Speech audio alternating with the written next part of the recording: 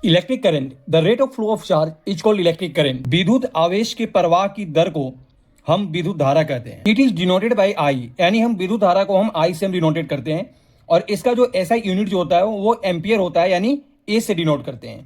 अगर हम electric current की फॉर्मूला की अगर हम बात करते हैं तो आई इक्वल टू होता है क्यू अपॉन टी, जहां पर जो आई होता है वो हमारा करंट होता है जिसका यूनिट होता है एम्पियर, और जो क्यू होता है वो हमारा इलेक्ट्रिक चार्ज होता है जिसका एसआई यूनिट होता है कूलम्स, और जो टी होता है वो हमारा टाइम होता है जिसका यूनिट होता है सेकेंड। डिफिनेशन ऑफ 1 एम्पियर, तो when 1 coulomb of electric charge flow through a conductor in 1 second the current is said to be 1 ampere. यानी कहने का मतलब है जब 1 सेकेंड में 1 कूलम इलेक्ट्रिक चार्ज किसी कंडक्टर में फ्लो करे तो करंट 1 एम्पियर होता है। करंट का फॉर्मूला क्या होता है हमारा, आई इक्वल होता है Q upon T.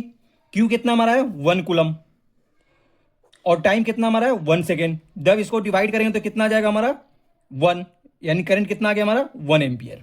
1 coulomb equal to होता है 6.24 गुने 10 के पावर 18 इलेक्ट्रॉन। यानी हम कह सकते हैं कि अगर वायर में 6.24 गुने 10 के पावर 18 इलेक्ट्रॉन अगर पर सेकेंड अगर फ्लो कर रहा है तो जो करंट होगा वो हमारा 1 एम्पियर होगा। यहां पर एक नॉमिकल है कि 12 coulomb of charge flow through a conductor in 2 second, तो what is the current in ampere.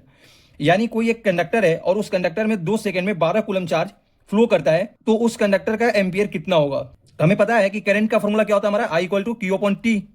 Q कितना हमारा 12 कूलम, टाइम कितना हमारा 2 सेकेंड, तो ये कट जाएगा तो कितना आ जाएगा आई इक्वल टू हमारा 6 एम्पियर।